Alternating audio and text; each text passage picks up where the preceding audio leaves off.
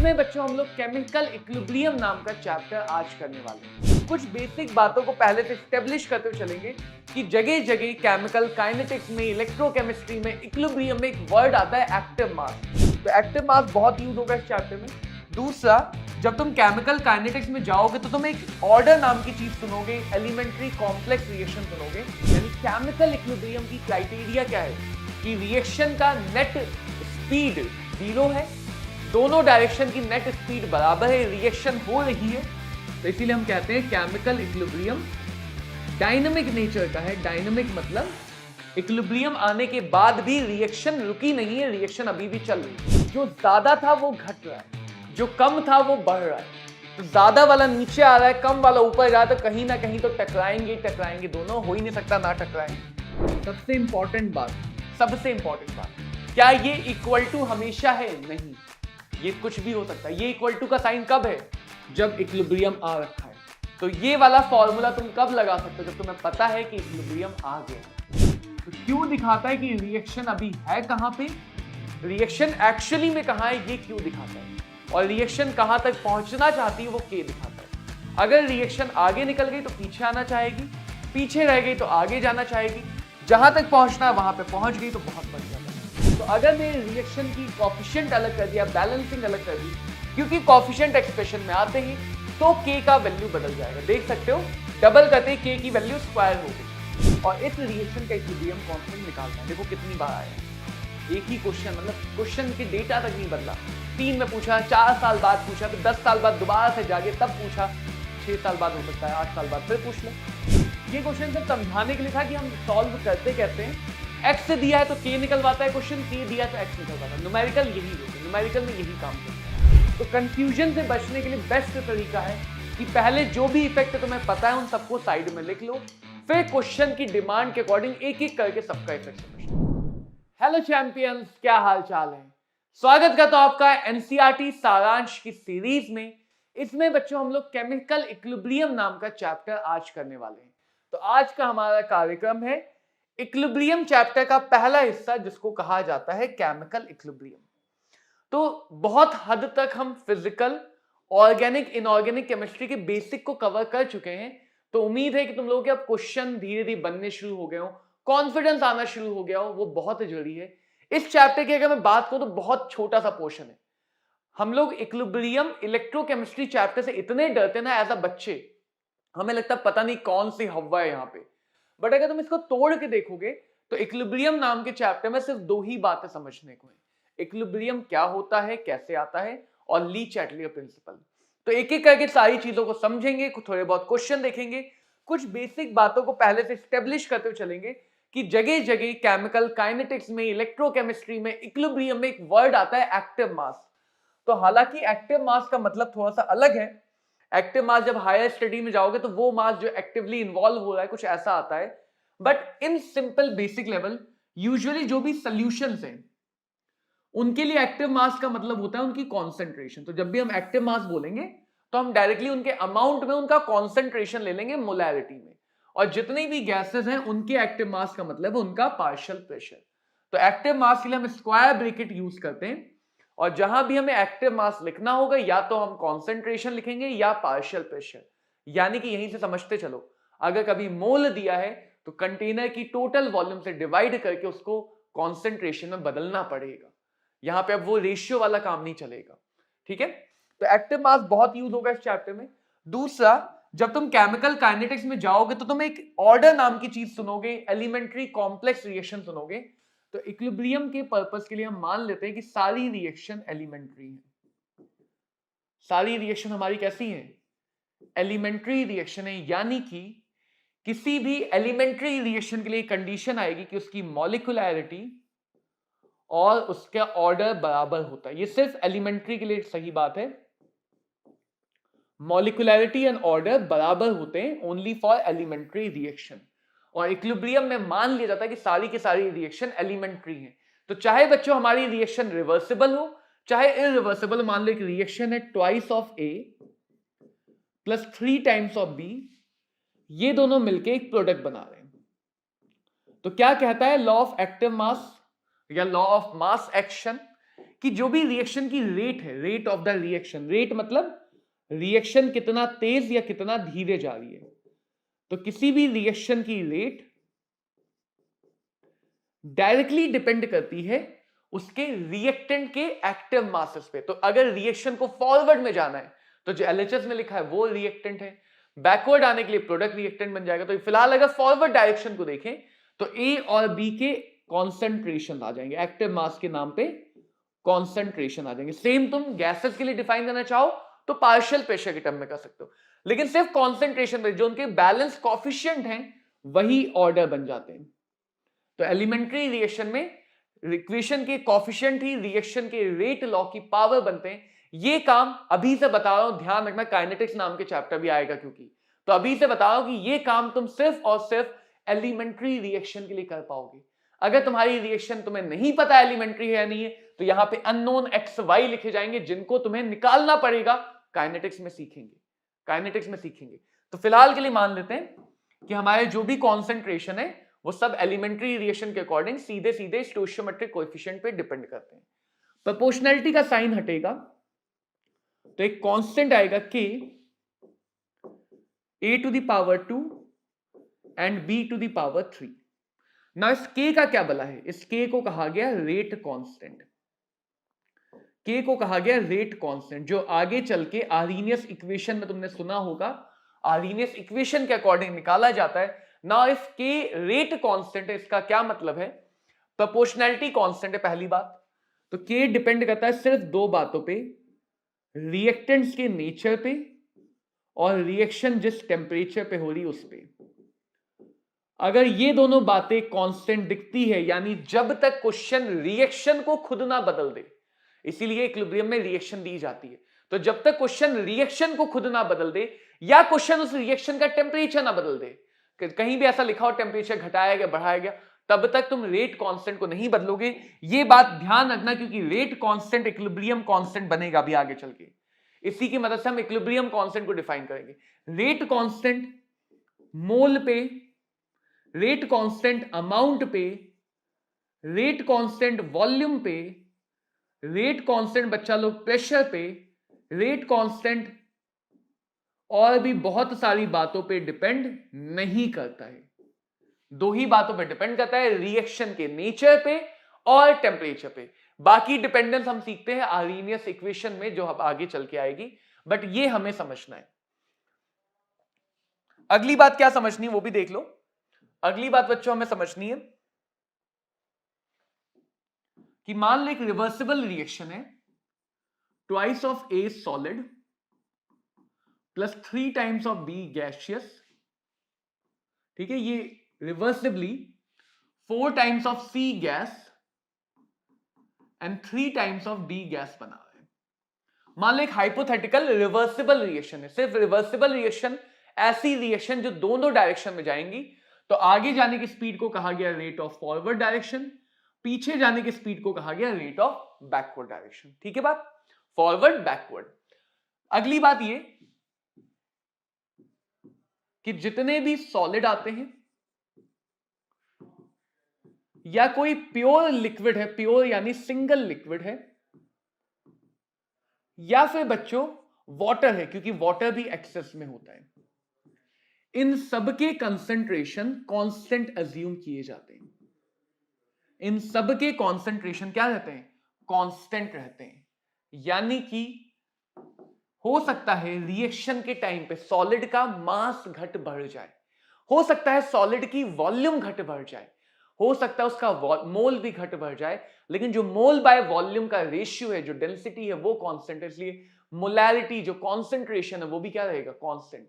मास घटेगा बढ़ेगा, वॉल्यूम घटेगा बढ़ेगा, लेकिन जो रेशियो है वो नहीं घटेगा बढ़ेगा। अब देखो फॉरवर्ड रिएक्शन के लिए हम क्या कह सकते हैं, फॉरवर्ड रिएक्शन के लिए एक रेट कांस्टेंट आएगा, तो उसको लिख लेते हैं फॉरवर्ड रेट कांस्टेंट KF। फिलहाल मैं KF डैश लिख देता हूं फॉर सम अननोन रीजन, जो अभी आगे समझोगे। A क्या कॉन्सेंट्रेशन की पावर 2, B के कॉन्सेंट्रेशन की पावर 3, ठीक है। और ऐसे ही तुम बैकवर्ड रिएक्शन के लिए भी लिख सकते हो। बैकवर्ड के लिए क्या लिखोगे, बैकवर्ड के लिए रेट कांस्टेंट KB बोल देते हैं, KB is the backward direction rate constant, KF is the forward direction rate constant जिनकी वैल्यू अलग अलग होगी। यहां पे आएगा C के कंसंट्रेशन की पावर 4, D के कंसंट्रेशन की पावर 3। तो किसी भी गिवन इंस्टेंट ऑफ टाइम, क्योंकि टाइम के साथ कंसंट्रेशन बदल रहा है, तो ये सारी बातें एट अ गिवन इंस्टेंट होती है। इनिशियल टाइम पे 10 सेकंड के बाद, 5 मिनट के बाद, इक्विलिब्रियम आने के बाद, अलग अलग टाइम पे हम ये बातें करते हुए तुम्हें दिखेंगे। तो किसी भी गिवन टाइम पे फॉरवर्ड स्पीड जो होगी वो इस अकॉर्डिंग आएगी, बैकवर्ड स्पीड इस अकॉर्डिंग आएगी। देखो ये कांस्टेंट है, सॉलिड है, कांस्टेंट है ना, ये सॉलिड है तो केएफ भी कांस्टेंट, ये भी कांस्टेंट, दोनों कांस्टेंट मिलके बड़ा कांस्टेंट। तो क्योंकि दोनों कांस्टेंट है तो इनका प्रोडक्ट भी कांस्टेंट आएगा, इसीलिए मैंने यहां पे अभी केएफ डैश लिखा था। तो अब इनको नया कांस्टेंट नाम दे दिया केएफ। इस नए कांस्टेंट को नाम क्या दे दिया? केएफ। यानी कि एक बात और समझ लो कि हम रेट लॉ में ये सारी चीजें जिनके कंसंट्रेशन कांस्टेंट रहेंगे उनको अवॉइड कर सकते हैं। रेट लॉ में ये सारी चीजें जिनके कंसंट्रेशन कांस्टेंट रहेंगे उनको अवॉइड कर सकते हैं। इसका मतलब क्या हुआ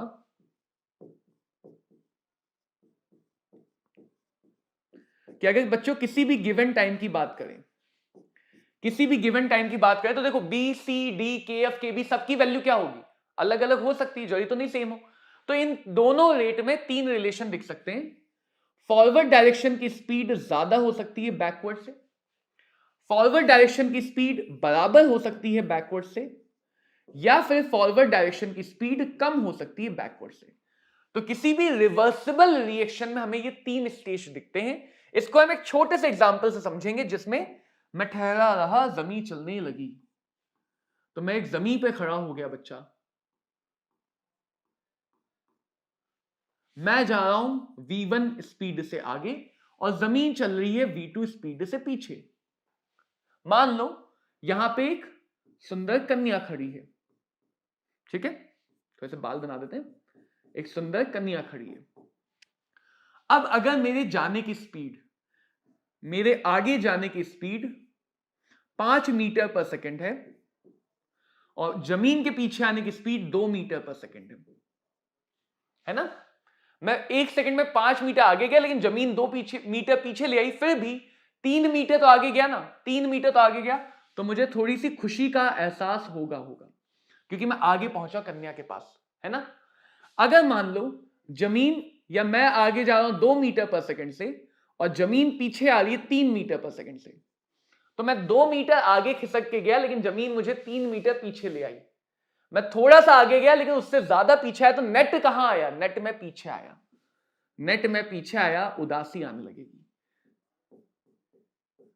तो स्पीड अगर अलग अलग हो तो वो नेट डिस्प्लेसमेंट को चेंज कर सकता है।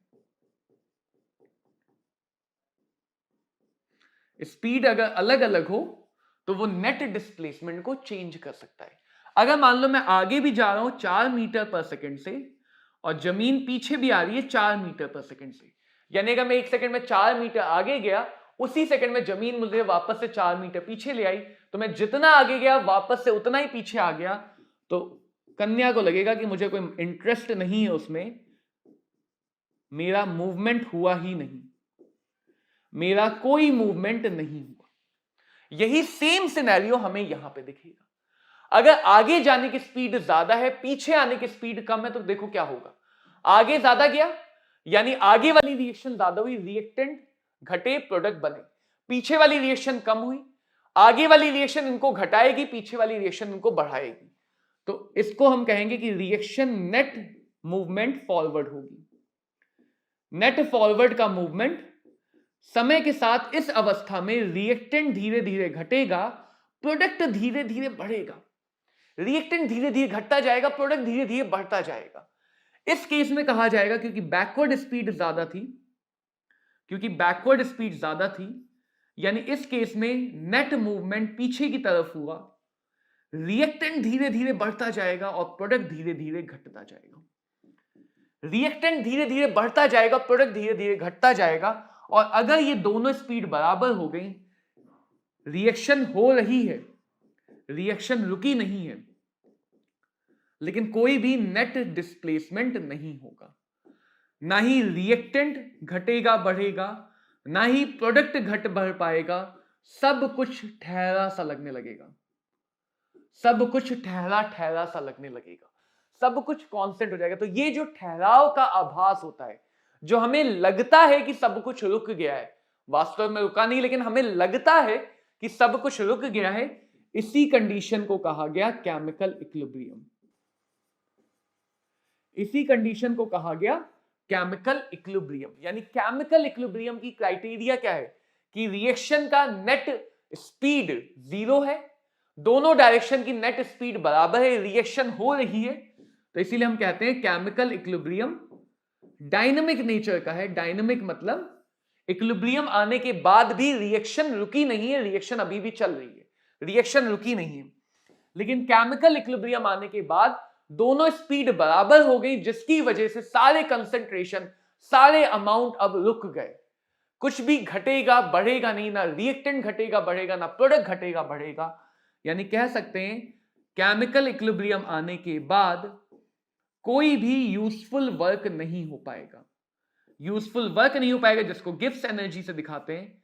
तो केमिकल इक्विलिब्रियम आने के बाद चेंज इन गिब्स एनर्जी 0 होता है। तो देखो, रिवर्सिबल रिएक्शन इन तीनों में से किसी भी स्टेट में हो सकती है, आगे जाते हुए, पीछे आते हुए, या इक्विलिब्रियम पे। हमारे लिए जो सबसे इंपॉर्टेंट है वो ये वाली स्टेज है। हमारे लिए जो सबसे इंपॉर्टेंट है वो ये वाली स्टेज है, जहां पे सब कुछ बराबर हो गया, जहां पे सब कुछ बराबर हो गया। अभी तुम आगे समझोगे, हर रिएक्शन अपने आप यहां पे जाती है, हर रिएक्शन अपने आप किधर की तरफ जाती है, अपने आप इक्विलिब्रियम की डायरेक्शन में ही जाएगी। अपने आप किधर जाएगी, इक्विलिब्रियम की डायरेक्शन में। इस बात को अभी समझा जाएगा। तो आ जाओ, अब बात कर लेते हैं इक्विलिब्रियम कैसे आता है, कहां पे आता है, क्या आता है। देखो, मान लो मेरे पास एक रिएक्शन है, जनरल ले रहा हूं, हर बार यही लूंगा। ए के सॉलिड है जिसके P मोल, बी के Q मोल गैसियस है, रिवर्सिबल रिएक्शन है, C के कुछ मोल हैं और D के कुछ मोल हैं। ठीक है, RsPQ मोल। अगर मैं यहां पे बोलूं तो फॉरवर्ड डायरेक्शन की स्पीड में लिखूंगा KF divided concentration of B to the power Q, RB लिखूंगा KB, RB लिखूंगा KB concentration of C to the power R D to the power S। एक तो पहले यहीं पे समझ लो कि बैकवर्ड के लिए ये रिएक्टेंट है, फॉरवर्ड के लिए ये रिएक्टेंट है। सॉलिड वाला टर्म हम रेट लॉ में ही नहीं लिख रहे हैं, इसी को आगे चल के हम केसी नाम दे देंगे। सॉलिड वाला टर्म, प्योर लिक्विड वाला टर्म, कोई भी ऐसी चीज जिनके कंसंट्रेशन कांस्टेंट है, रेट लॉ में नहीं लिखे जाते। अब पहली सिचुएशन लेता हूं।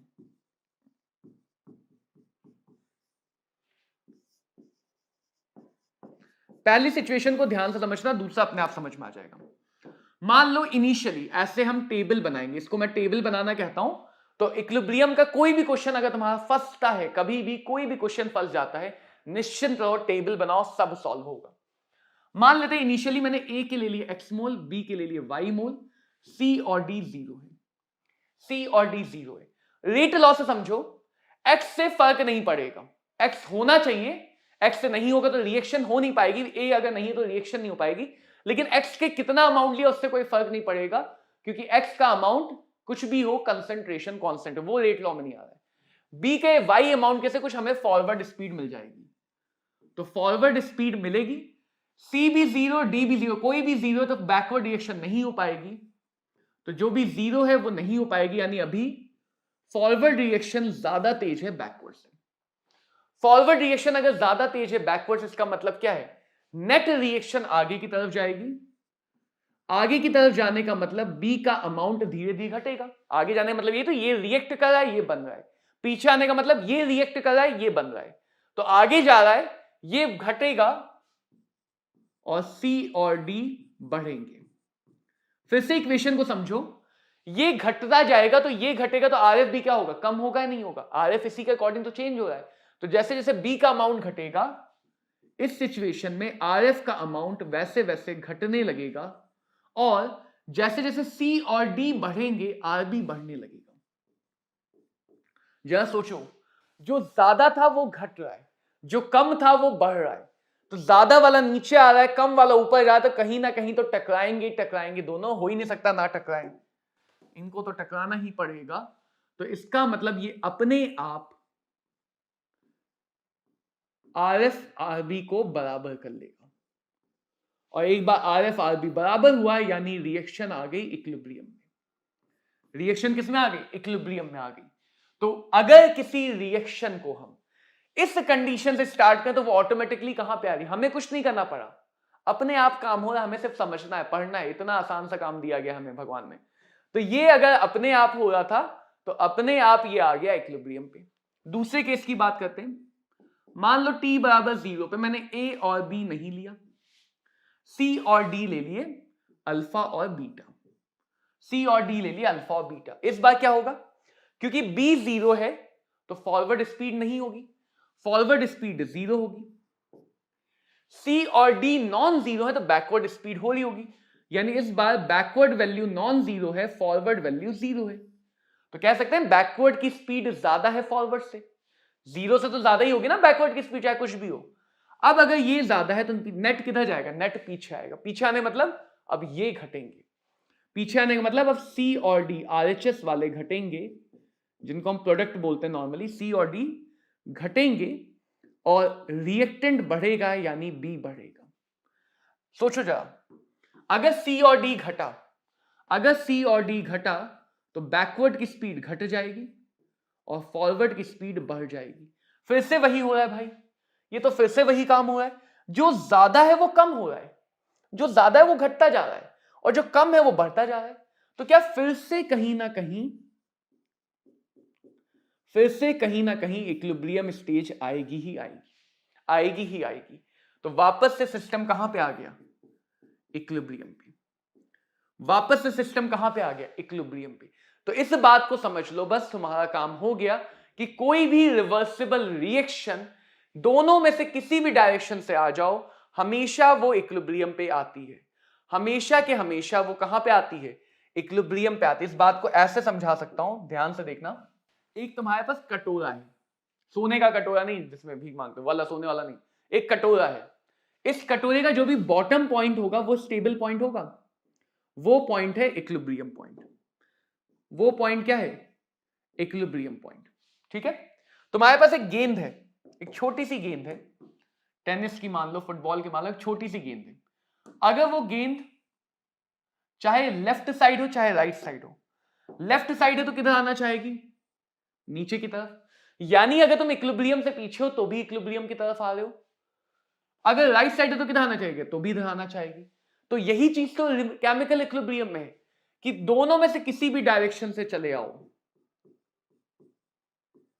दोनों में से कोई भी मूवमेंट हो रही हो शुरुआत में, चाहे नेट फॉरवर्ड हो चाहे नेट बैकवर्ड हो, सारे के सारे हमेशा किधर की तरफ जाते हैं, हमेशा वो इक्विलिब्रियम पॉइंट की तरफ खुद आते हैं। तो केमिकल इक्विलिब्रियम की पहली बात, ये सेल्फ अचीवेबल है, ये दोनों डायरेक्शन से सेल्फ अचीवेबल है।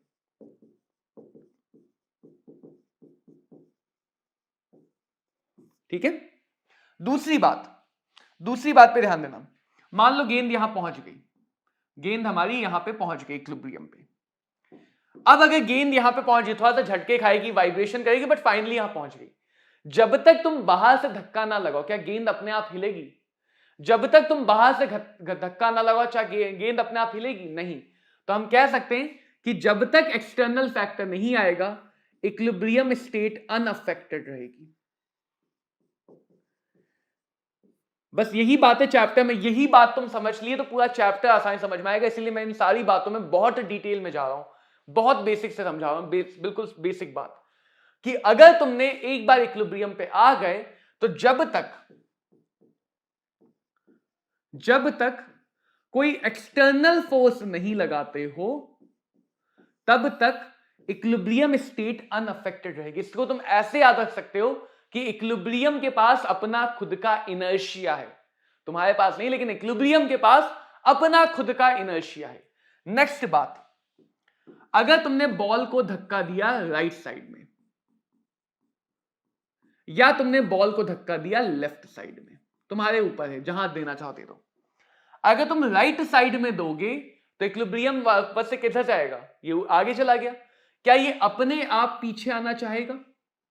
बिल्कुल, वापस से यहां आना चाहेगी बॉल। ऐसे तुमने राइट में धक्का दिया तो ये अपने आप कहां आना चाहेगा, आगे जाना चाहेगा। तो ध्यान से देखो, जब तुम आगे ले जा रहे हो वो पीछे आ रहा है, जब पीछे ले जा रहे हो आगे आ रहा है, हर बार वो तुमको अपोज कर रहा है। इक्विलिब्रियम फ्रिक्शन से कम नहीं है, इनर्शिया भी है, फ्रिक्शन भी है। तो इक्विलिब्रियम अपोजिंग नेचर का भी होता है। इक्विलिब्रियम हमेशा एक्सटर्नल फोर्स को, एक्सटर्नल फैक्टर को अपोज करता है, और यही तो हमारा ली चैटले प्रिंसिपल है। तो इस पूरे में इक्विलिब्रियम की थ्योरी खलास। इक्विलिब्रियम में बच्चों इतनी ही थ्योरी होती है कि क्या क्या बातें, चिंता मत करो, चैप्टर खत्म नहीं है, ऐसा मत सोचना कि सर ने इतना बता दिया बस बाकी खुद पे छोड़ दिया, नहीं, अभी समझा दिया है, अब आगे और चीजें बताऊंगा कि कैसे हम न्यूमेरिकल में जाएंगे, फॉर्मूले बना लेंगे। बट इक्विलिब्रियम के बारे में समझो कि किसी भी रिवर्सिबल रिएक्शन में, चाहे वो आयोनिक हो, नॉन आयोनिक हो, फिजिकल चेंज हो, केमिकल चेंज हो, कोई भी reversible reaction, solid solution chapter में भी बोला था ये बात, कोई भी रिवर्सिबल रिएक्शन हो तो वो हमेशा इक्विलिब्रियम पे आके ही मैनेज होगी, इक्विलिब्रियम पे ही आएगी। एक बार इक्विलिब्रियम आ गया वो इन दोनों बातों को फॉलो करेगा। जब तक तुम बाहर से डिस्टर्ब नहीं करोगे उसमें कोई इफेक्ट नहीं आएगा। तुमने बाहर से डिस्टर्ब की, छेड़खानी की, तो फ्लाइंग चप्पल मिलेगी वापस में। तो इक्विलिब्रियम छेड़खानियों का अपोज करता है, छेड़खानी पसंद नहीं है इसे।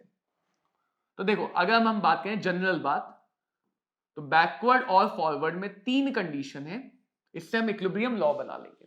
3 कंडीशन है, चलो इसको लिख लेते हैं। KF B to the power 3, B to the power 3 नहीं Q, वही जनरल रिएक्शन ले रहा हूं, यही वाली जनरल रिएक्शन ले रहा हूं, PA plus QB RC plus SD। तो KF B to the power Q, A solid था वो तो आया नहीं, KB backward speed C to the power R D to the power S, ये हम लिख सकते हैं किसी भी गिवन टाइम पे, कोई भी जनरल टाइम पे बात लिखी जा सकती है। आगे मैं T नहीं लिखूंगा, समझ जाना। अब देखो KF KB कांस्टेंट है, कॉन्सेंट्रेशन जब तक इक्विलिब्रियम नहीं आया तब तक तो चेंज होगा, जब तक इक्विलिब्रियम नहीं आ जाएगा तब तक तो कॉन्सेंट्रेशन चेंज होगा, सारी न्यूमेरिकल यहीं से होंगे फिर। तो जितने भी कॉन्सेंट्रेशन कांस्टेंट वाले टर्म है वो हम ले आए एक तरफ, जितने भी कांस्टेंट टर्म है वो हम ले आए एक तरफ। Greater than, equal to, less than, कुछ भी हो सकता है, कॉन्सेंट्रेशन वाले जितने भी टर्म है वो ले गए एक तरफ, वो ले गए एक तरफ। तो देखो ये रेशियो कांस्टेंट है, तो इसी कांस्टेंट को नया नाम दे दिया इक्विलिब्रियम कांस्टेंट। नया नाम क्या दिया? इक्विलिब्रियम कांस्टेंट, कैपिटल के। इसको आगे चल के हम 2 टाइप का बता देंगे, केसी और केपी। जब तुम कॉन्सेंट्रेशन के टर्म में समझ रहे हो तो उसको केसी बोल लिया जाता है, जिसमें सॉलिड लिक्विड नहीं लिखे जाते हैं। जब तुम पार्शियल प्रेशर को एनालाइज करो, सेम एक्सप्रेशन बन जाएगा पार्शियल प्रेशर के लिए, तो उसको आगे चल के हम केपी बोल देंगे। तो ओवरऑल अगर बात की जाए तो इक्विलिब्रियम कांस्टेंट इसके हमेशा बराबर, जैसे हम यहां पे लिखते हैं ना लॉ, तुमने देखा होगा के बराबर C/D ऐसे कुछ लिखते हैं, तो इक्विलिब्रियम कांस्टेंट क्या इसके हमेशा बराबर नहीं? इधर वाले को बदलने से बदलेगा नहीं। क्या कंसंट्रेशन बदलने से रेट कांस्टेंट बदलता है? रेट कांस्टेंट पे वापस आओ, रेट कांस्टेंट कब बदलता है? जब नेचर टेम्परेचर बदले। क्या इन सबको बदलने से रेट कांस्टेंट बदलेगा? नहीं। और इसी रेट कांस्टेंट का रेशियो, इसी रेट कांस्टेंट का रेशियो तो इक्विलिब्रियम कांस्टेंट है। तो इक्विलिब्रियम कांस्टेंट भी सिर्फ 2 बातों पे डिपेंड करेगा। वो 2 बातें हैं, रिएक्शन का नेचर और टेम्परेचर। जब तक हम रिएक्शन को ही ना बदल दें या टेम्परेचर को ना बदल दें, इक्विलिब्रियम कांस्टेंट नहीं बदलेगा। तो इक्विलिब्रियम कांस्टेंट कब नहीं बदलता है वो तुम्हें पता होना चाहिए। इनसे कैसे बदलेगा ये भी आगे आने वाला है, इनसे कैसे बदलेगा ये आगे आने वाला है। ये जो वेरिएबल टर्म है, ये टर्म लगातार बदलेगा। इस टर्म को बोला Q। Q को नाम दिया गया रिएक्शन कोशेंट। Q को क्या नाम दिया गया? Reaction quotient. Q क्या दिखाता है? Q दिखाता है extent of reaction. Extent of reaction का मतलब रिएक्शन कितनी हो चुकी है। एक्सटेंट ऑफ रिएक्शन का मतलब रिएक्शन कितनी हो चुकी है। इसका मतलब कि हमें दिखा रहा है बच्चों की रिएक्शन कहां पे पहुंचना चाहती है। Q दिखा रहा है कि रिएक्शन कहां पे है। K और Q का रिलेशन रिएक्शन की डायरेक्शन डिफाइन करेगा। K और Q का रिलेशन रिएक्शन की डायरेक्शन डिफाइन करेगा। तो मैं लिख सकता हूं K greater than equal to less than Q C to the power R D to the power S B to the power P Q। अब ये इक्वल टू का रिलेशन कब मिलेगा, कब मिलेगा ये इक्वल टू का साइन? तो क्या हम कह सकते हैं कि अगर इक्विलिब्रियम आ गया, अगर इक्विलिब्रियम आ गया तो K बराबर हो जाएगा C to the power R D to the power S B to the power Q। इसी चीज को, इसी इक्वेशन को बोलते हैं इक्विलिब्रियम लॉ। इसी इक्वेशन को बोलते हैं इक्विलिब्रियम लॉ। सबसे इंपॉर्टेंट बात, सबसे इंपॉर्टेंट बात, क्या ये इक्वल टू हमेशा है? नहीं, ये कुछ भी हो सकता है। ये इक्वल टू का साइन कब है? जब इक्विलिब्रियम आ रखा है। तो ये वाला फॉर्मूला तुम कब लगा सकते हो? जब तुम्हें पता है कि इक्विलिब्रियम आ गया है। जब तुम्हें पता है कि इक्विलिब्रियम आ गया तभी ये फॉर्मूला लगा सकते हो। यानी यहां पे जो कॉन्सेंट्रेशन है वो कौन से होंगे? वो कॉन्सेंट्रेशन इक्विलिब्रियम वाले होंगे। अगर इक्विलिब्रियम वाले नहीं है तो तुम ये वाला लॉ नहीं लगा सकते हो। अगर इक्विलिब्रियम वाले नहीं है तो तुम ये वाला लॉ नहीं लगा सकते। तो समझो इस बात को यहां से कि किसी भी रिवर्सिबल रिएक्शन में तीन कंडीशन हो सकती है, net forward, equilibrium, net backward. तो इक्विलिब्रियम कांस्टेंट और रिएक्शन कोशेंट साइड में भी तीन रिलेशन हो सकता है। के क्यू से बड़ा हो सकता है, के क्यू के बराबर हो सकता है, के क्यू से छोटा हो सकता है। बराबर तभी होगा जब तुम्हें पता हो इक्विलिब्रियम आ गया। बराबर तभी होगा जब तुम्हें पता हो इक्विलिब्रियम आ गया। समझो क्वेश्चन हम कैसे सॉल्व करते हैं। मान लो एक रिएक्शन दी है 2A plus 3B reversibly C plus 2D। ऐसी एक रिएक्शन तुम्हें दी हुई है, ठीक है बात। तुम्हें कुछ T इक्वल टू 0 की इंफॉर्मेशन दी होगी। मान लो इसका कंसंट्रेशन, मोल दिया है तो वॉल्यूम से डिवाइड कर लेना, मोल दिया है तो वॉल्यूम से डिवाइड कर लेना। मान लो इसका कंसंट्रेशन दिया है 5 मोलर या पार्शियल प्रेशर दिया होगा, इसका दिया है 2 मोलर और इनके बारे में नहीं बताया गया, तो प्रोडक्ट अगर नहीं दिया गया तो 0 मानते हैं। अब अभी तो इक्विलिब्रियम नहीं है क्योंकि ये 0 इक्विलिब्रियम पे 0 तो हो नहीं सकता, सबको बनना है तभी बैलेंस आउट होगा। तो धीरे धीरे रिएक्शन आएगी इक्विलिब्रियम पे। इक्विलिब्रियम पे कैसे आएगी कि रिएक्शन को आगे जाना पड़ेगा। कैसे पता चला? क्योंकि ये 0 तो बनाना पड़ेगा। आगे जाएगी स्टोइचियोमेट्री से। तो रेशियो कहता है हमारा कि अगर A के 2x मोल खत्म हुए, रेशियो क्या है? 2x, 3x, 1 और 2। तो सीधे सीधे जो नंबर है उसके अकॉर्डिंग ले लो। इसको तुम x, y, z जो मानना है मान लो। कोएफिशिएंट के साथ मानोगे तो आसान पड़ेगा। इस तरीके को समझो, जनरल तरीका सारे क्वेश्चन के लिए। तो अगर यहां से 2x खत्म हुआ तो यहां से 3x खत्म होगा। यहां पे स्टोइचियोमेट्री के अकॉर्डिंग x बनेगा और यहां पे 2x बनेगा। तो किसी भी एक को तुम अपने अकॉर्डिंग जो मानना चाहो मान सकते हो, एक को मान सकते हो, बाकी जो कुछ भी है वो स्टोइचियोमेट्री से आएगा। तो अगर 5 में से 2x खत्म हो गया तो बचा कितना? 5 माइनस 2x, 5 माइनस 2x। 2 में से 3x खत्म हो गया तो कितना बचा? 2 माइनस 3x।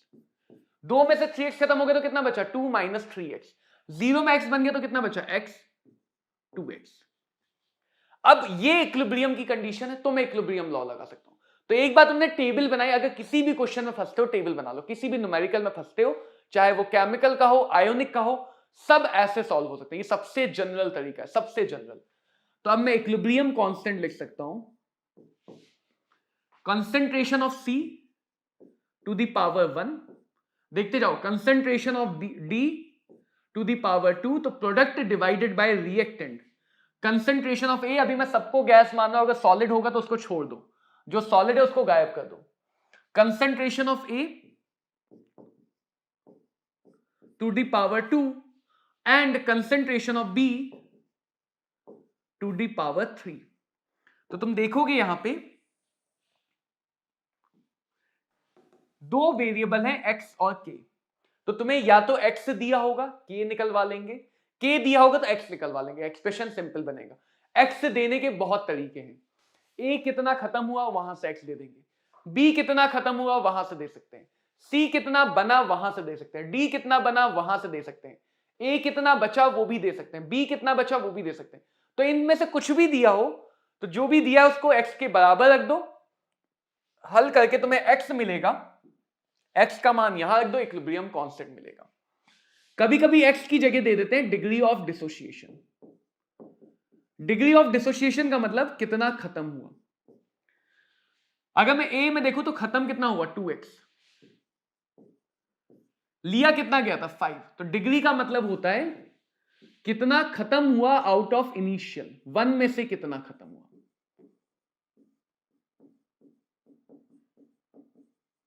कितना खत्म हुआ डिवाइडेड बाय इनिशियल। ऐसे ही मैं बी के लिए भी डिफाइन कर सकता हूं, बी का कितना खत्म हुआ, बी का खत्म हुआ 3x, बी कितना लिया था 2, तो x की जगह तुम्हें वो अल्फा देके भी x का काम करवा सकते हैं, x की जगह अल्फा देके भी x का काम करवा सकते हैं। जब भी केमिकल इक्विलिब्रियम हो ये x वाला मेथड तुम्हें सुखी रखेगा। अल्फा वाला टेबल भी हम बनाएंगे लेकिन वो सिर्फ आयोनिक में, तो केमिकल में अल्फा के टर्म्स में डायरेक्टली कभी मत बनाओ, केमिकल इक्विलिब्रियम में हमेशा ऐसे काम करोगे, सारे न्यूमेरिकल सॉल्व हो जाएंगे।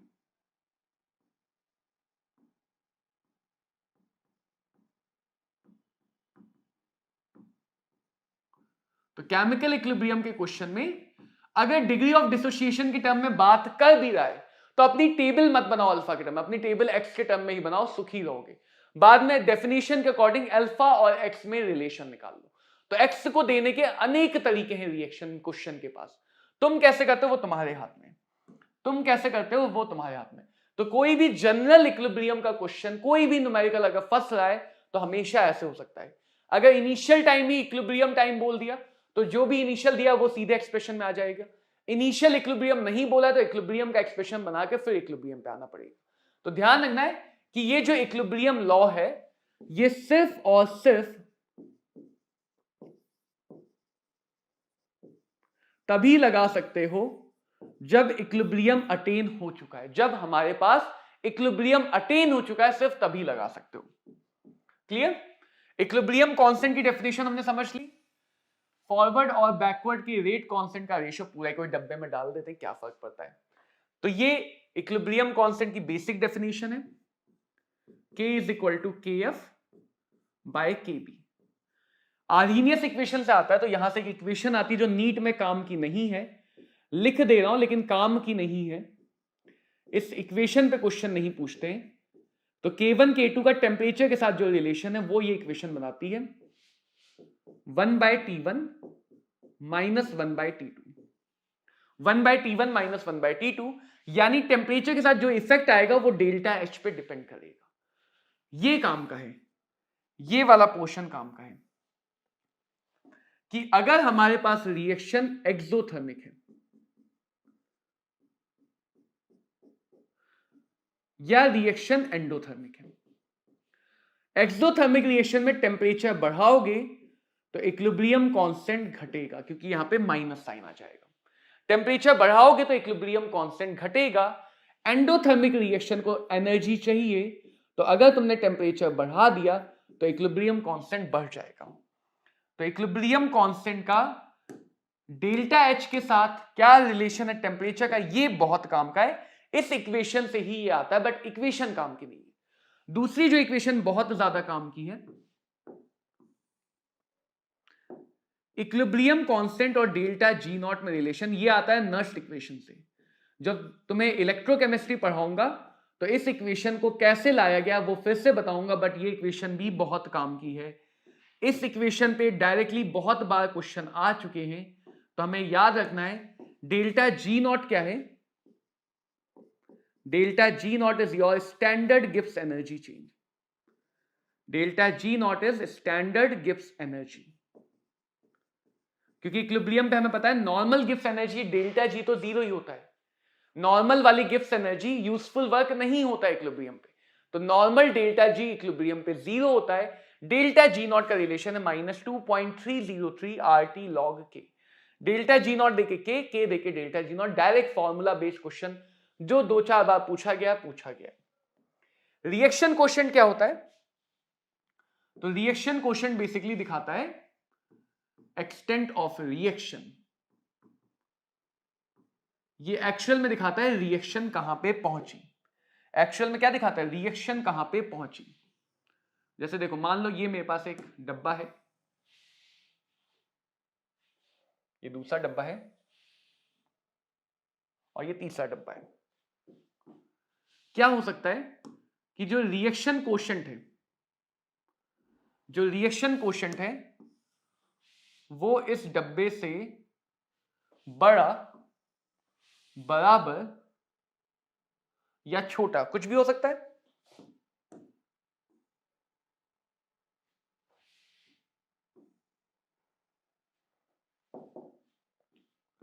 तो जो K है वो रिएक्शन का गंतव्य है, रिएक्शन की डेस्टिनेशन है, रिएक्शन का गोल है कि रिएक्शन को पहुंचना क्या है।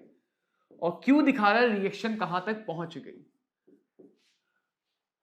अगर रिएक्शन पीछे, यही बात पीछे भी हमने लिखी थी, Q और K ग्रेटर है RF RB, देख सकते हो। अगर K ग्रेटर है तो RF भी बड़ा होगा, K छोटा है तो RF भी छोटा होगा। तो उसी से हम कर रहे हैं यहां पे कंपेयर। इसी चीज को डायग्राम में देख ले रहे हैं कि अगर Q छोटा है तो रिएक्शन आगे जाना चाहेगी, रिएक्शन आगे जाके किधर जाना चाहेगी, इक्विलिब्रियम पे। तो कभी अगर Q छोटा हो गया तो रिएक्शन आगे जाके इक्विलिब्रियम को अटेन करने की कोशिश करेगी। Q और K अगर बराबर है, Q और K बराबर है, इसका मतलब रिएक्शन ऑलरेडी इक्विलिब्रियम पे है। रिएक्शन को अब कहीं भी जाने की जरूरत नहीं है। Q और K में अगर Q बड़ा है, Q पीछे आना चाहेगा, रिएक्शन पीछे आएगी, तो रिएक्शन नेट बैकवर्ड डायरेक्शन में आएगी। तो Q दिखाता है कि रिएक्शन अभी है कहां पे, रिएक्शन एक्चुअली में कहां है ये Q दिखाता है, और रिएक्शन कहां तक पहुंचना चाहती है वो K दिखाता है। अगर रिएक्शन आगे निकल गई तो पीछे आना चाहेगी, पीछे रह गई तो आगे जाना चाहेगी, जहां तक पहुंचना है वहां पे पहुंच गई तो बहुत बढ़िया बात। और इसी से हम प्रिडिक्ट कर सकते हैं रिएक्शन कितनी होगी। अगर K की वैल्यू बहुत ज्यादा लार्ज है तो कह सकते हैं at the end of reaction product upon reactant बहुत ज्यादा होगा, तो फाइनली रिएक्शन में प्रोडक्ट बहुत ज्यादा मिलेंगे, यानी RHS बहुत ज्यादा मिलेगा रिएक्टेंट की तुलना में। RHS बहुत ज्यादा मिलेगा रिएक्टेंट की तुलना में। अगर रिएक्शन का इक्विलिब्रियम कांस्टेंट K बहुत छोटा है, बहुत ज्यादा छोटा है, तो उस केस में रिएक्शन पहले ही आ जाएगी, प्रोडक्ट नहीं बन पाएगा ज्यादा, इक्विलिब्रियम पे रिएक्टेंट ज्यादा रह जाएगा, इक्विलिब्रियम पे रिएक्टेंट ज्यादा रह जाएगा। मतलब ये ऐसा है, मान लो K की वैल्यू 5% है तो रिएक्शन 5% पे आके ही इक्विलिब्रियम आएगा, यानी वो अपने आप ऐसे एडजस्ट करेगा कि 5% ही प्रोडक्ट बन पाएंगे, 95% रिएक्टेंट रह जाएगा। तो जितना K ज्यादा या कम है वो रिएक्शन का फाइनल पॉइंट है। अगर K बहुत ज्यादा है तो रिएक्शन फाइनली बहुत आगे चली गई, बहुत आगे जाने का मतलब प्रोडक्ट बहुत सारा बन गया। अगर K बहुत कम है तो रिएक्शन बहुत पीछे रह गई, बहुत पीछे रहने का मतलब रिएक्टेंट बहुत सारा बच गया, प्रोडक्ट बहुत कम बन पाया। तो वही बात हम K की वैल्यू से कंपेयर कर सकते हैं, रिएक्शन कितनी ज्यादा या कितनी कम हो रही है, रिएक्शन कितनी ज्यादा या कितनी कम हो रही है। अब बच्चों समझते हैं Kp Kc को। मान लो एक रिएक्शन है Pa solid, Qb gas, Rc gas और Sd गैस। तो इसका इक्विलिब्रियम कांस्टेंट लिखा जा सकता है concentration of C to the power R, equilibrium जब आ चुका है तब। बस ध्यान रखना कि अगर मैं इक्वल टू का साइन लगा रहा हूं तो मैं मान के चल रहा हूं कि इक्विलिब्रियम आ गया, इक्वल टू का साइन है तो मान के चल रहा हूं इक्विलिब्रियम आ गया। D to the power S, B to the power Q और A नहीं आएगा, A यहां पे नहीं आएगा क्योंकि A सॉलिड है। तो इस K को नाम दिया गया Kc। Kc का मतलब वो इक्विलिब्रियम कांस्टेंट जहां पे हम कॉन्सेंट्रेशन टर्म्स लिख रहे हैं, जहां पे क्या लिख रहे हैं, कॉन्सेंट्रेशन टर्म। ऐसे ही अगर मैं कॉन्सेंट्रेशन जहां जहां था उसकी जगह लिख दूं पार्शियल प्रेशर, सेम तरह से C के कॉन्सेंट्रेशन की जगह पार्शियल प्रेशर ऑफ C का power R, partial pressure of D to the power S। Obviously partial pressure तो हम सिर्फ गैस के लिए यूज कर पाएंगे, एंड B की जगह आ गया पार्शियल प्रेशर ऑफ B। तो इस इक्विलिब्रियम कांस्टेंट को नाम दिया गया Kp। Kp का मतलब ऐसा इक्विलिब्रियम कांस्टेंट जिसमें हम क्या लिख रहे हैं, partial pressure.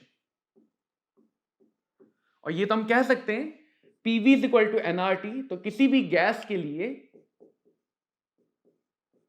PV is equal to nRT लगा सकते हैं। तो उस गैस का partial pressure mole by volume यानी उस गैस के एक्टिव मास RT के अकॉर्डिंग होगा।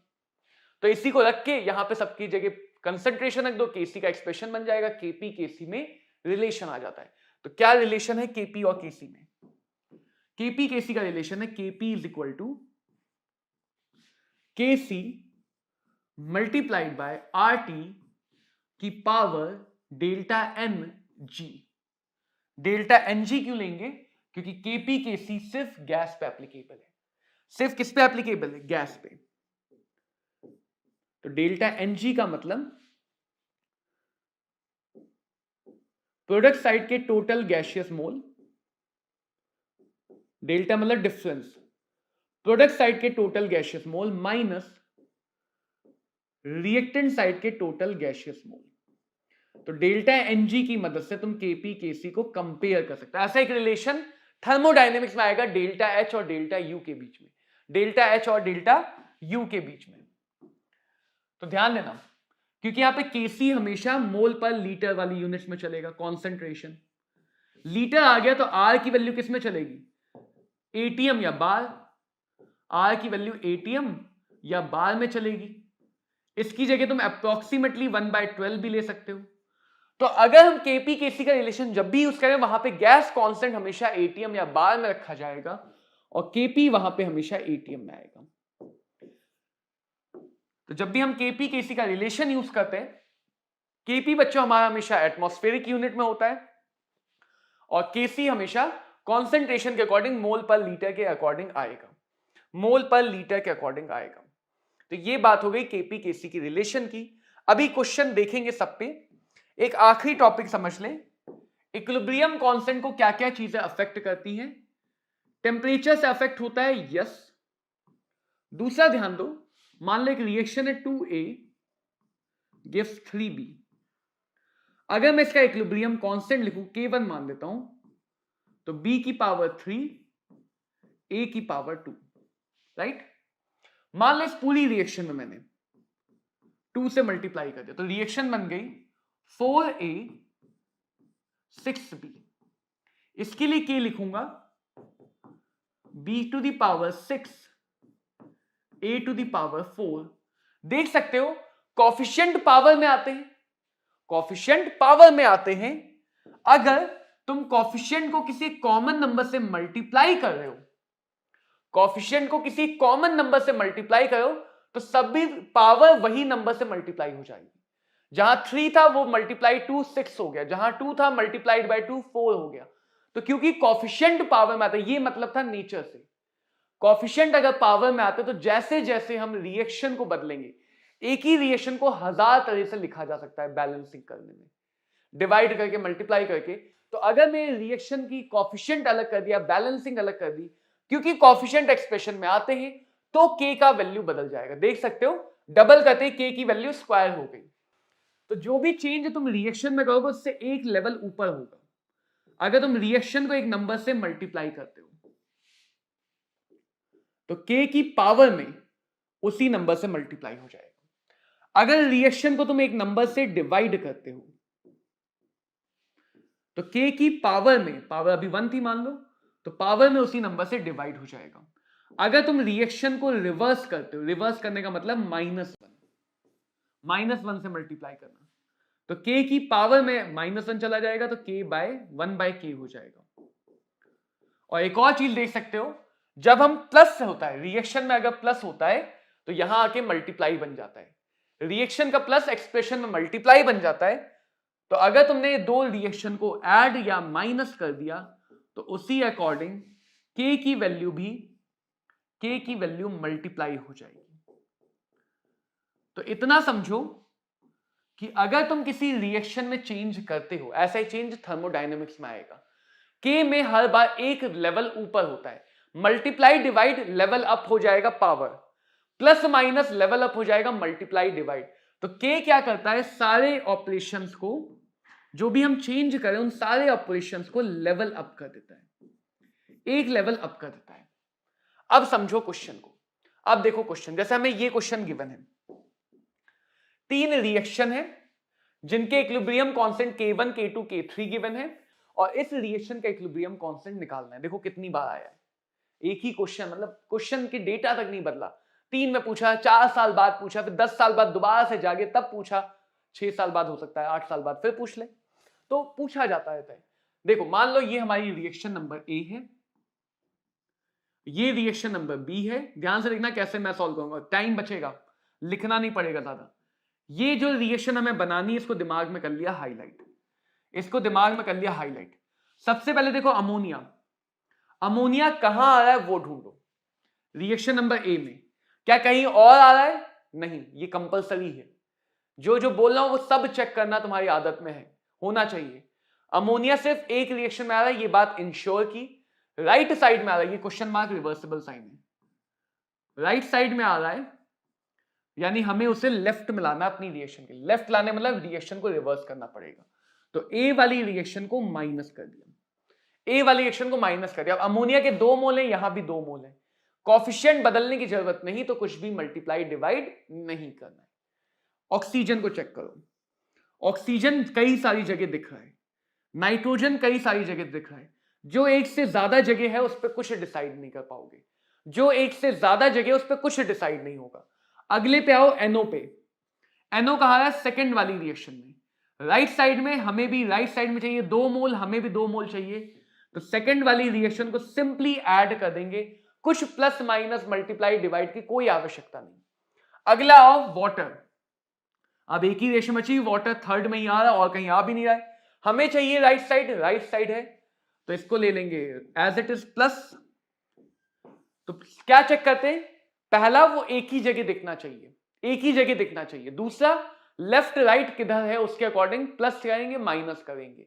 तीसरा कॉफिशिएंट, वाटर के 3 मोल चाहिए, यहां कितने 1, तो डेफिनेटली इस रिएक्शन में 3 से मल्टीप्लाई करना पड़ेगा, वरना काम ही नहीं बनेगा। तो वाटर के 3 मोल करने के लिए इस रिएक्शन में हमें 3 से मल्टीप्लाई करना पड़ा। अब सब लेवल अप हो जाएगा।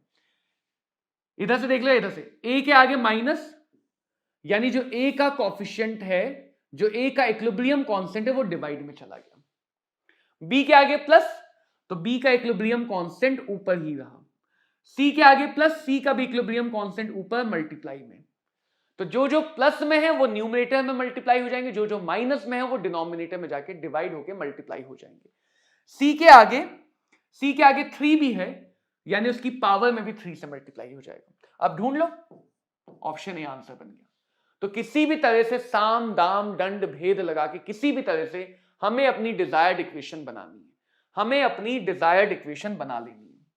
जैसे ये क्वेश्चन देखो, बहुत सिंपल सा क्वेश्चन, 2 रिएक्शन गिवन है K1 K2, ये चाहिए। देखो कैसे आएगा, ये रिएक्शन मान लो ए रिएक्शन है, ये रिएक्शन मान लो बी रिएक्शन। फटाफट बता दो, बी रिएक्शन दिख रही है, रिवर्स करनी है और हाफ करनी है। बी रिएक्शन रिवर्स करनी है, हाफ करनी है NO2 से। N2 से देखो, N2 सिर्फ A में आ रहा है, N2 पे डिसाइड करूंगा तो A रिएक्शन को भी रिवर्स करना है और हाफ करना है। उन चीजों से डिसाइड कर लो जो एक ही बार दिख रही है, बहुत मल्टीपल बार नहीं दिख रही, उन चीजों से डिसाइड करना है। माइनस का मतलब ए का कॉफिशिएंट भी नीचे, बी का कॉफिशिएंट भी नीचे, दोनों माइनस है। इसकी भी पावर हाफ, इसकी भी पावर हाफ, जो भी मल्टीप्लाई हुआ वो पावर हाफ। सो 1/√K1K2, 1/√K1K2।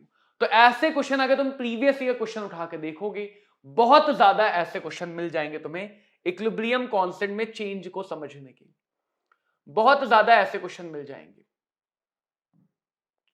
ये वो क्वेश्चन है जो मैं जनरल बात कर रहा था।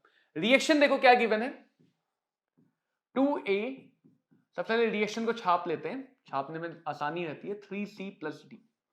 जब भी तुम फिजिक्स या फिजिकल केमिस्ट्री क्वेश्चन कर रहे हो, क्वेश्चन को पढ़ते पढ़ते साथ में डेटा लिखते जाओगे तो तुम्हें अपने आप कोई ना कोई एक फॉर्मूला तो मिल जाएगा जिससे तुम्हारा क्वेश्चन सॉल्व हो। क्या कहा गया, इनिशियल वैल्यू 1 है, ए और बी दोनों की इनिशियल वैल्यू 1 है, 1 1। सी और डी के बारे में कोई बात नहीं, 0 0। इसके बाद रुक जाओ, क्वेश्चन पढ़ना यहीं पर रुक जाओ, मतलब एक बार पढ़ने में तो दोबारा पढ़ो तो रुक जाओ। 1 माइनस आगे 2 लगाया तो 2x, 1 minus x 3x x। अब x दिया नहीं दिया वो देखो। When equilibrium is achieved, the concentration of D is measured at 0.25। D का कंसेंट्रेशन हमने क्या माना है x, क्वेश्चन ने क्या बोला 0.25, तो क्वेश्चन और हमारे अकॉर्डिंग x आ गया 0.25। क्वेश्चन C देता, मान लो C का कंसेंट्रेशन देखा था 0.25, तो मैं लिखता 3x बराबर 0.25, x की वैल्यू अलग आती। A का देता तो मैं 1 माइनस 2x बराबर 0.25 लिखता, B का देता तो 1 माइनस x बराबर 0.25 लिखता। तो अलग अलग तरह से x निकल के आएगा, अलग अलग भी आ सकता था, क्वेश्चन के अकॉर्डिंग हम x निकालते हैं। x रख दूं तो 1 माइनस 2 इंटू 0.25, ये बचेगा 0.5, ये बचेगा 0.75, ये बचेगा 0.75 और ये बचेगा 0.25। सब कुछ मिल गया। अब इक्विलिब्रियम कांस्टेंट का एक्सप्रेशन चाहिए, इन्होंने एक्सप्रेशन बनाया, हम सॉल्व भी करते। तो k का वैल्यू आ जाएगा C के कंसेंट्रेशन की पावर 3, C के कंसेंट्रेशन की पावर 3, D के कंसेंट्रेशन की पावर 1, D के कंसेंट्रेशन की पावर 1 डिवाइडेड बाय A के कंसेंट्रेशन की पावर 2 एंड B के कंसेंट्रेशन की पावर 1। ये आ गया 0.75 क्यूब 0.25, 0.5 का स्क्वायर एंड 0.75, ऑप्शन बी सही आंसर। ऑप्शन बी वाला एक्सप्रेशन मैच कर रहा है, आंसर आ गया। ये क्वेश्चन सिर्फ समझाने के लिए था कि हम सॉल्व करते कैसे हैं। x दिया है तो k निकलवाता है क्वेश्चन, k दिया है तो x निकलवाता है। न्यूमेरिकल यही होते हैं, न्यूमेरिकल में यही काम चलता है, न्यूमेरिकल में यही काम चलता है। जैसे इसके लिए kp का एक्सप्रेशन चाहिए, तो kp में कभी भी सॉलिड टर्म नहीं आता है, तो kp में आ जाएगा पार्शियल प्रेशर ऑफ CO2। क्या आ गया? Partial pressure of CO2। Expression number A सही हो गया। तो kp kc के एक्सप्रेशन में ए सही हो गया। ये वाला क्वेश्चन अगर देखें, इक्विलिब्रियम कांस्टेंट दिया है एक पर्टिकुलर रिएक्शन का 10 to the power 12। The equilibrium the system will contain. Equilibrium पे सिस्टम में क्या होगा? देखो इक्विलिब्रियम कांस्टेंट की वैल्यू बहुत ज्यादा हाई है। इक्विलिब्रियम पे k बराबर होता है प्रोडक्ट बाय रिएक्टेंट। तो अगर इक्विलिब्रियम कांस्टेंट बहुत ज्यादा है तो इक्विलिब्रियम पे प्रोडक्ट का अमाउंट बहुत ज्यादा होगा, रिएक्टेंट बहुत कम बचेगा। ये बातें समझते हैं तभी हम आगे जाके आयोनिक इक्विलिब्रियम के अप्रोक्सीमेशन को समझ पाएंगे, आगे जाके आयोनिक इक्विलिब्रियम के अप्रोक्सीमेशन को समझ पाएंगे। इसको देखें, डेल्टा जी नॉट और के का रिलेशन वाला फॉर्मूला पूछा गया, फटाफट फॉर्मूला दिमाग में आना चाहिए। डेल्टा जी नहीं होगा, ये ध्यान रखना, डेल्टा जी इक्विलिब्रियम पे 0 होता है। स्टैंडर्ड गिब्स एनर्जी चेंज है वो इक्विलिब्रियम पे 0 नहीं होता है। तो इक्विलिब्रियम पे डेल्टा जी 0 होता है, delta G not non zero होता है। डेल्टा जी 0 होता है, delta G not non zero होता है। अब बच्चों समझा जाए ली चैटलियर प्रिंसिपल को। क्या कहता है ली चैटलियर प्रिंसिपल? वही इनर्शिया और फ्रिक्शन। इक्विलिब्रियम मजे में है जब तक बाहर से विघ्न ना डाला जाए, तब तक मौज मस्ती काट रहा है, अच्छे से इसकी लाइफ चल रही, बहुत सेटल है। तो इक्विलिब्रियम स्टेट मेंटेन रहती है जब तक बाहर से कोई एक्सटर्नल फैक्टर्स को बदलने की कोशिश ना करे। कोई भी एक्सटर्नल फैक्टर, बहुत सारे प्रेशर, वॉल्यूम, टेम्परेचर, सब बहुत सारे एक्सटर्नल फैक्टर अगर इक्विलिब्रियम को बदलेंगे तो इक्विलिब्रियम हमेशा उस बदलाव का विरोध करेगा। रूढ़िवादी है, बदलाव इसे पसंद नहीं है। Change the nature of law of nature, इसे वो बात पसंद नहीं है। देखो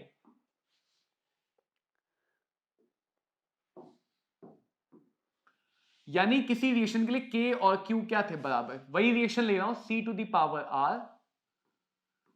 इक्विलिब्रियम का चेंज समझें तो इक्विलिब्रियम तो आ चुका होगा ना। A मान लिया सॉलिड है, बाकी सब कुछ गैसियस है, तो वो मैंने लिख लिया। KC लेके समझो, KP लेके समझो, एक ही बात है। तो क्या मैं लिख सकता हूं KC बराबर ये QC है ना, इसको मोल्स लिख सकता हूं, moles by volume to the power R, moles by volume to the power S, moles by volume to the power Q. जब मोल्स वाले टर्म एक तरफ कर लो, मोल्स वाले टर्म बच्चों को हम एक तरफ कर लें, moles of C to the power R, moles of D to the power S, moles of B to the power Q, moles वाले सारे टर्म एक तरफ आ गए। अब इधर बचा देखो 1 by V to the power R plus S minus Q. तो के बराबर मोल वाले टर्म्स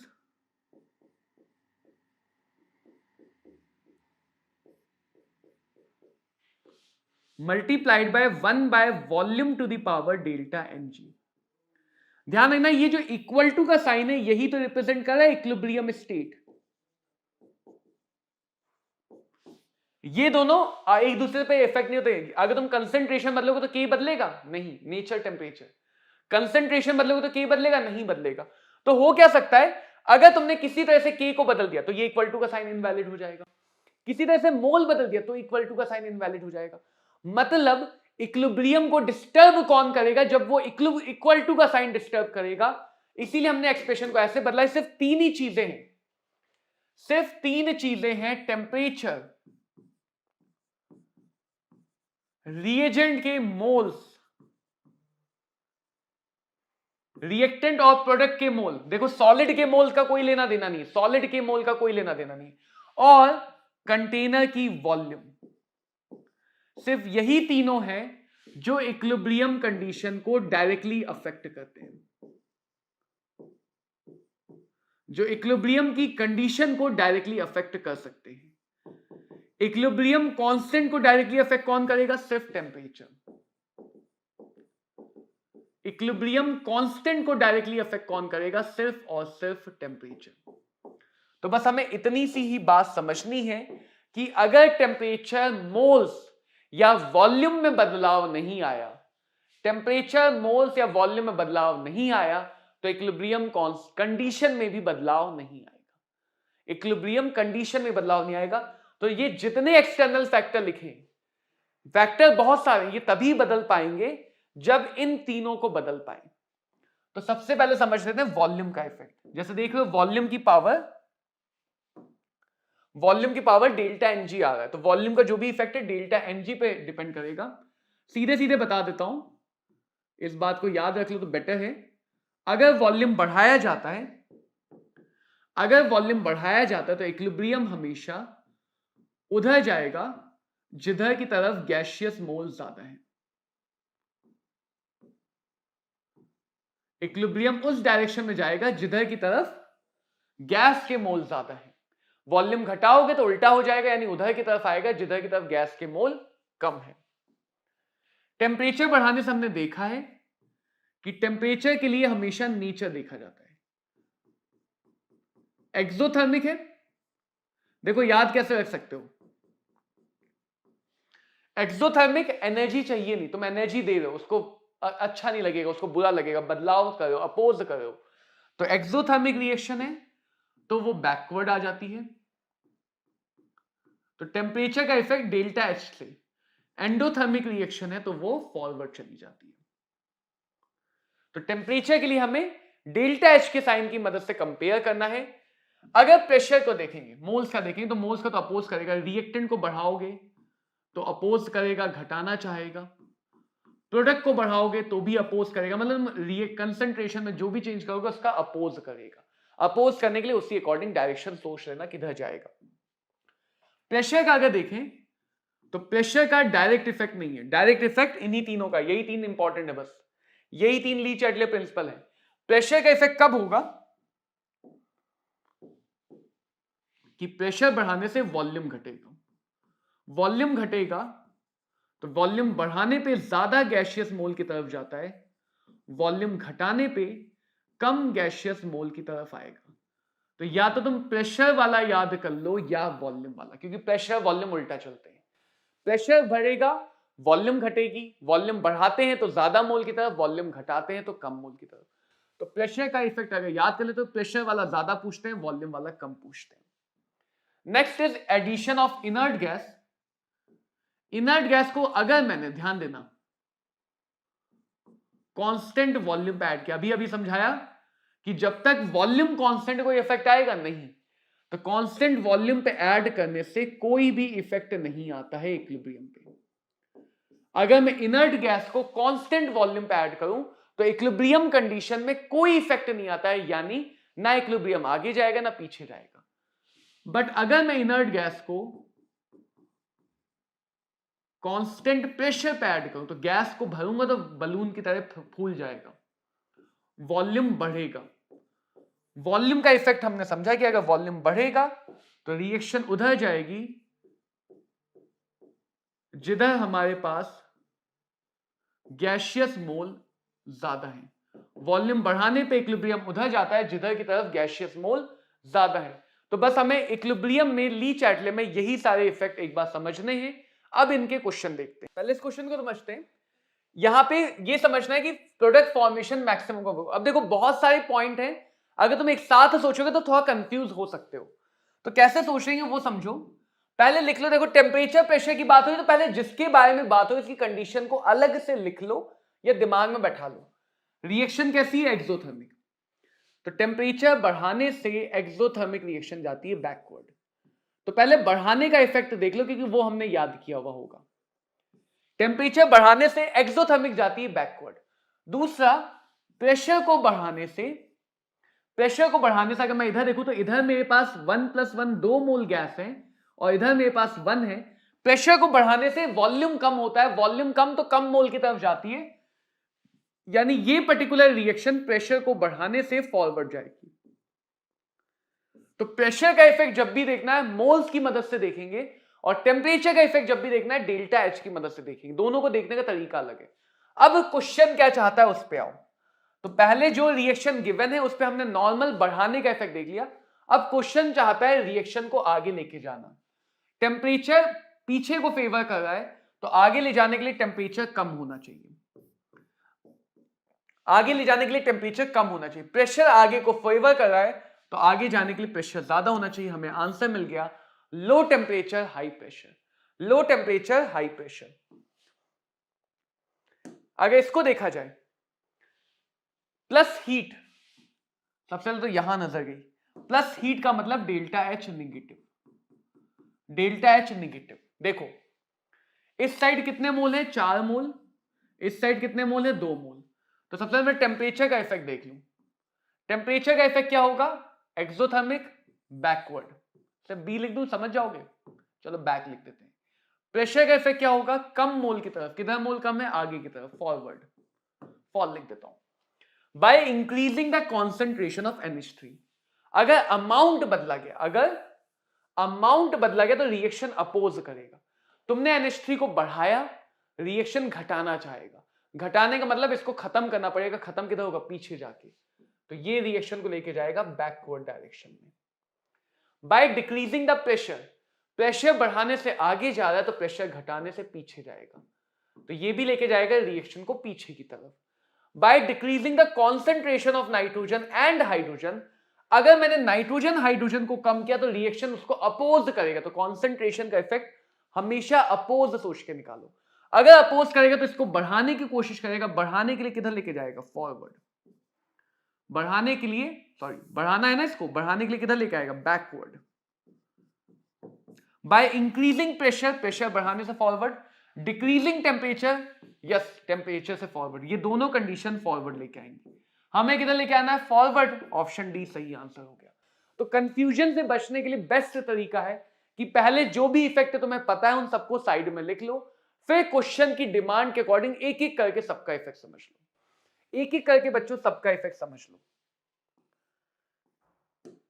ये पूछा नहीं जाता लेकिन अगर देखें तो कैटलिस्ट क्या करता है? रिएक्शन की स्पीड को घटाता बढ़ाता है, रिएक्शन की रेट को चेंज कर सकता है, लेकिन कैटलिस्ट स्टेट फंक्शन को चेंज नहीं करता है।